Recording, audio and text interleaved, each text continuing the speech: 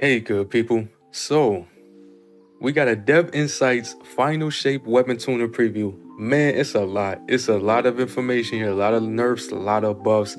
Hang with me, y'all. A lot of information, but we're going to get into it together, okay?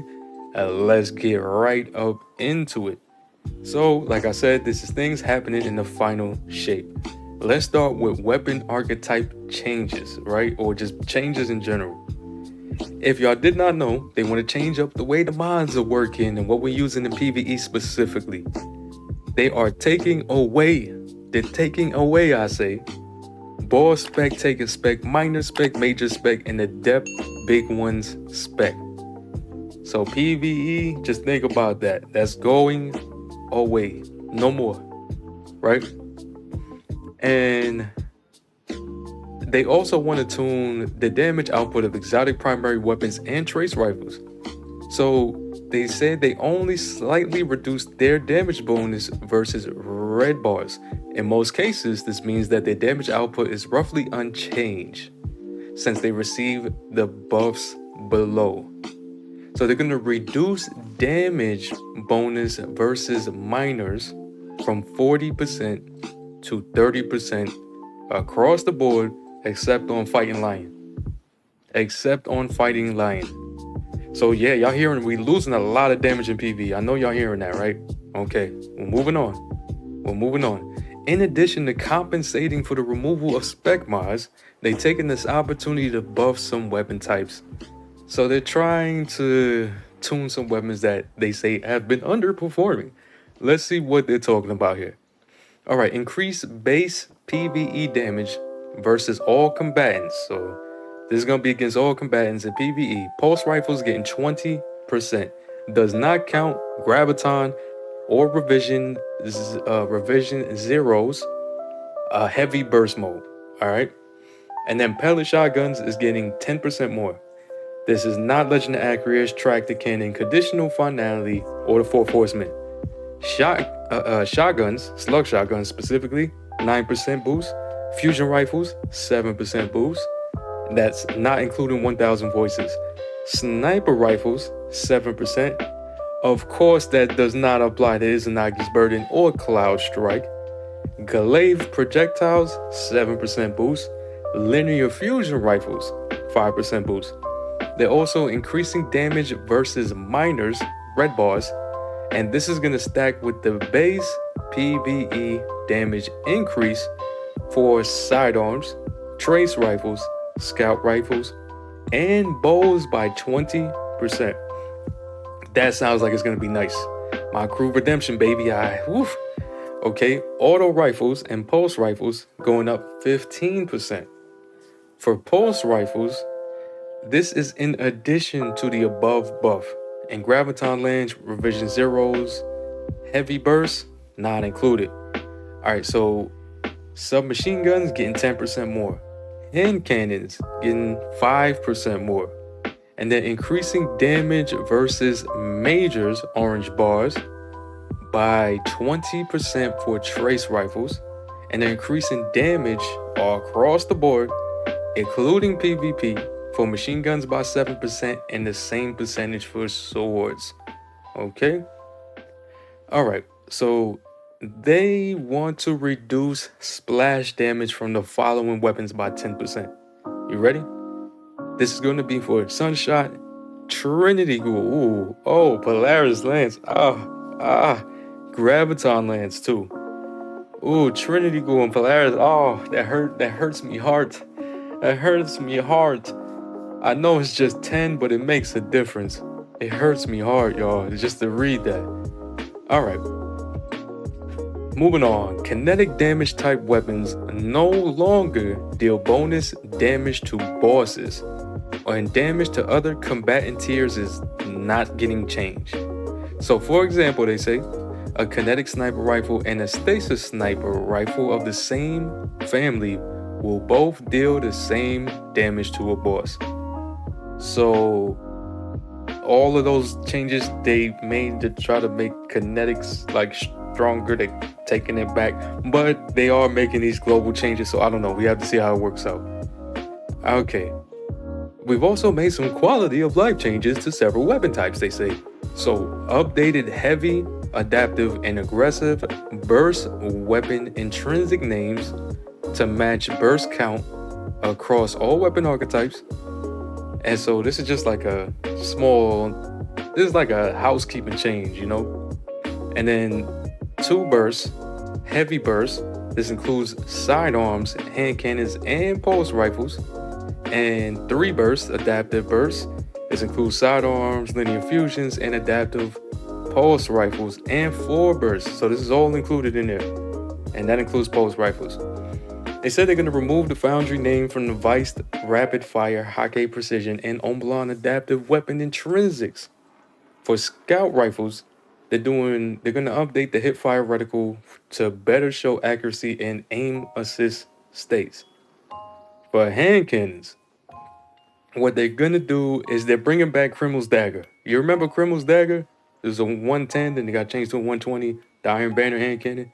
People loved it, and then they stopped letting us earn it for a while. Anyway, they're bringing it back. So in the final shape, they're going to update their stats on a few things. Something new is coming back as well. So for Criminal's Dagger, stability is going up by 8 points, handling is going up by 8 points, magazine's getting 1 more bullet, and airborne effectiveness is going up 11 points. For something new, this is going to be, remember that's a hand cannon as well. Stability is going up 3, handling going up 6, magazine getting 1 more bullet. Alright, they want to change the inventory for low inventory snipers because they want to help them in PvE.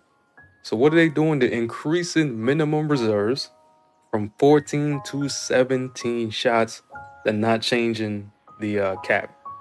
So we're going to have 3 more shots for sniper rifles on the low side of mag sizes. For linear fusion rifles, the adaptive burst linear fusion rifles are strong, they say, but in some cases are too hard to control. So they're going to just tweak the firing animation. Alright, for wave frames. Oh man, wave frames.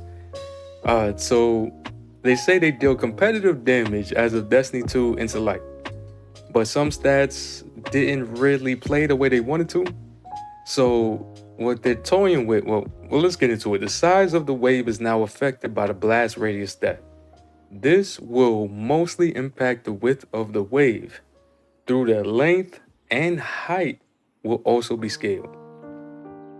Okay, so y'all get that? That means your blast radius stat is gonna affect your wave of your wave frames. So you're gonna want a good blast radius stat. They say the default display stat for the blast radius is gonna be changed from 100 to 50, where 50 represents the previous baseline, and any stat over 50 will actually make that wave bigger. It's actually gonna help that. All right, special ammo wave. Frame grenade launchers overperform. Listen, y'all, here come that gut check. Here comes the gut check.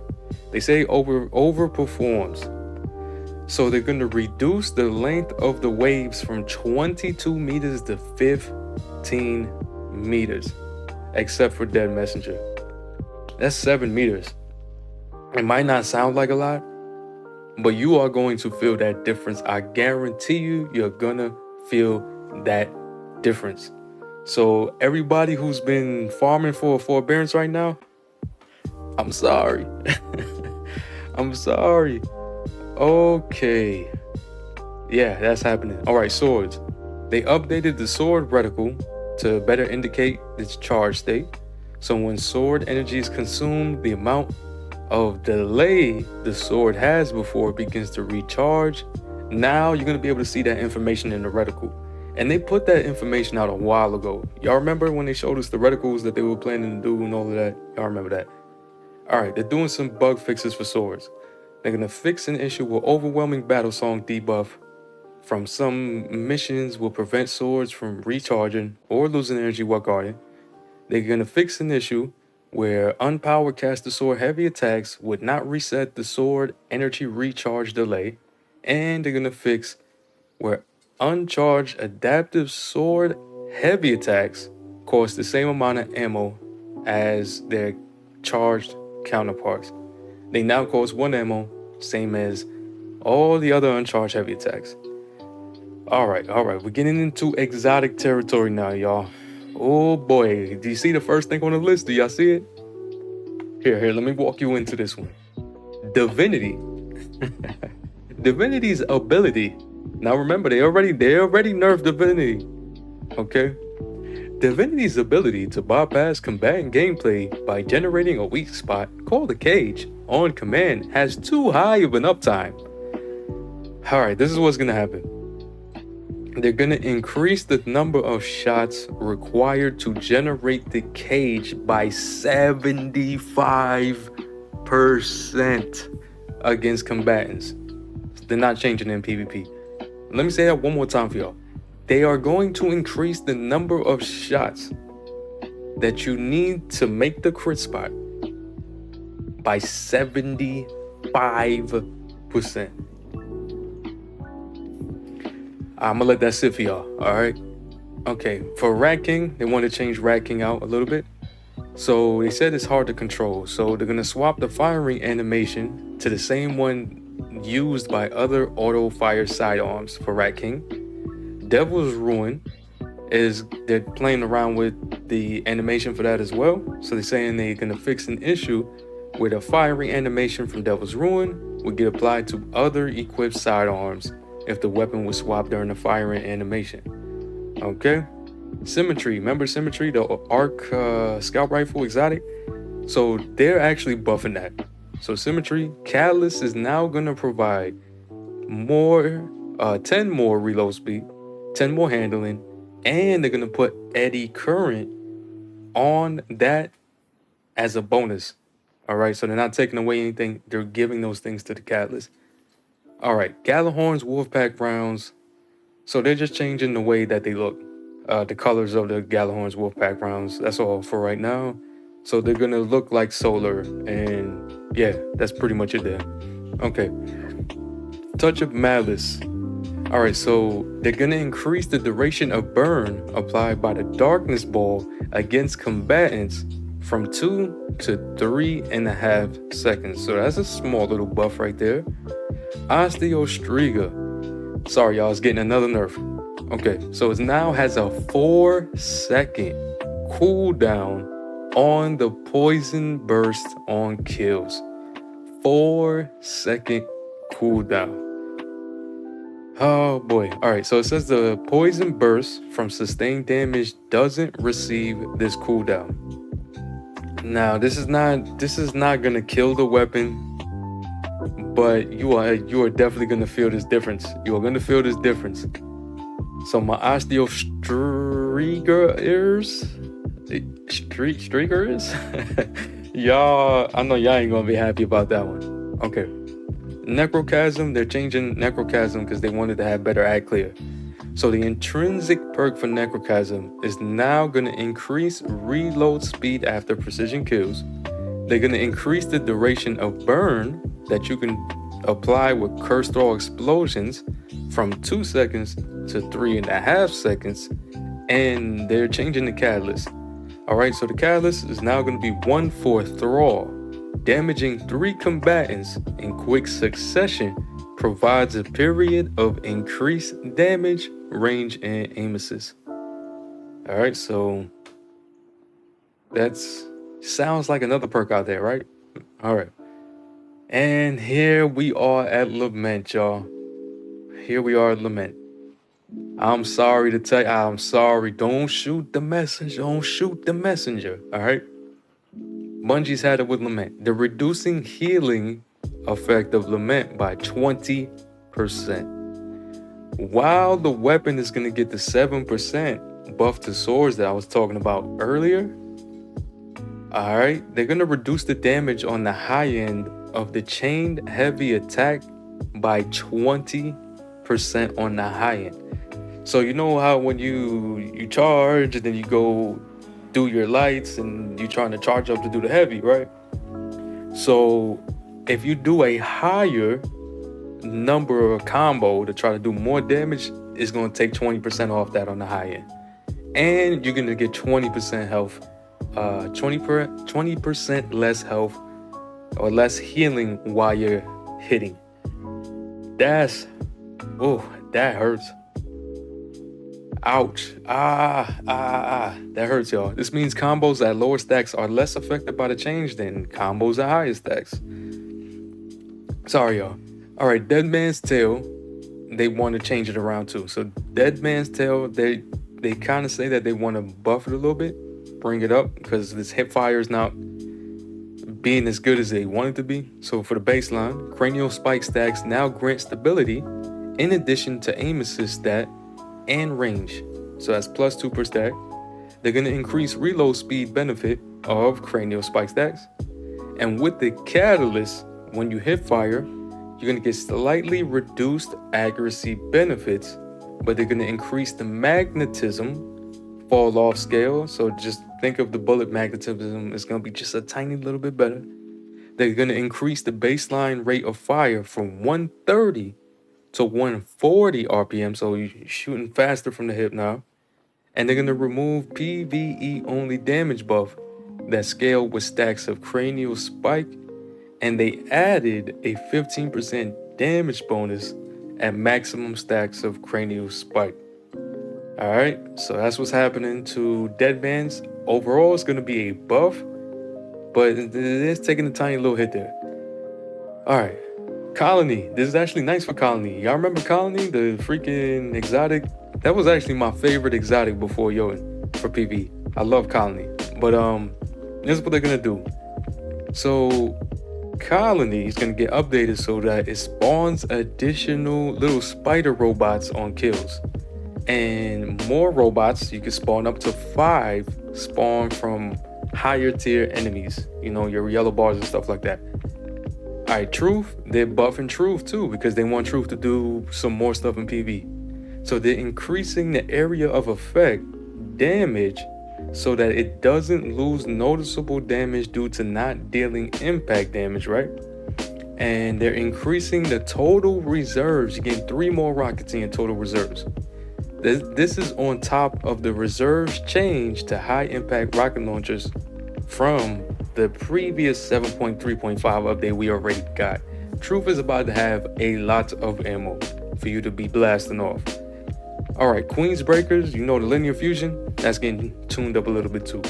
They're going to increase the damage versus bosses, mini bosses, champions, and vehicles by 12%, and it's getting 3 more bullets.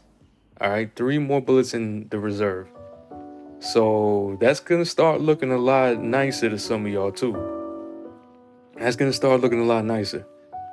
All right. Cerberus +1. Who remembers Cerberus +1? I feel like nobody remembers Cerberus +1 except for the people who like really are about Cerberus. It's getting tuned. So focus fire will now activate on special reloads following a kill and will no longer reduce range or rate of fire. Y'all heard that? So Cerberus +1, if you can do that little change, it's going to be even nastier than it is now, because in range and optimal range, it's already nasty, but ooh, you're going to see that thing being used. All right, so they also reworked Saint's Fist perk because they want Bastion to have competition, they say. So Saint's Fist perk, the way it's going to work now, dealing damage with melee increases your charge rate, damage, and reload speed for a short duration. Landing a majority of pellets in a burst increases melee damage. All right, Ariana's Vow is actually getting a nice little pick-me-up here. So check it out. Ariana's Vow. Breaking a match shield or piercing a champion's barrier will cause the target to ignite. So this is going to be good for Scorch and Ignite builds and all that good stuff. Deterministic Chaos, remember that exotic Void machine gun? They're tuning that up too. It's now going to be an anti-barrier weapon. So it's going to have intrinsic anti-barrier against champions. And they're kind of switching the 4th and the 16th thing. You know, like heavy metal used to do 16, but now heavy metal will cause every 4th bullet to make targets volatile, and Vexadecimal is gonna use every 16th bullet to weaken targets. So they kind of switching those two around, which that should work. I think it should work better on paper. I don't know what y'all think. All right, and the fundamentals, right? Fundamentals, this is where you switch the element for Borealis, Hardlight, Dead Messenger. The fundamentals now maintains its state across death or respawn. So if you switch Hardlight, let's say Hardlight to Solar, and you get murdered, when you respawn, instead of you having to stop, switch, and get it back to Solar or whatever you were at, it's gonna keep it. That's a nice little change. All right, and now perks. Let's get into perks, y'all. So Alacrity is not gonna work for people in Rumble no more. Y'all been cheesing it. We see y'all, okay? But yeah, Alacrity, you know, the when I'm solo, you get buffs perk. No more.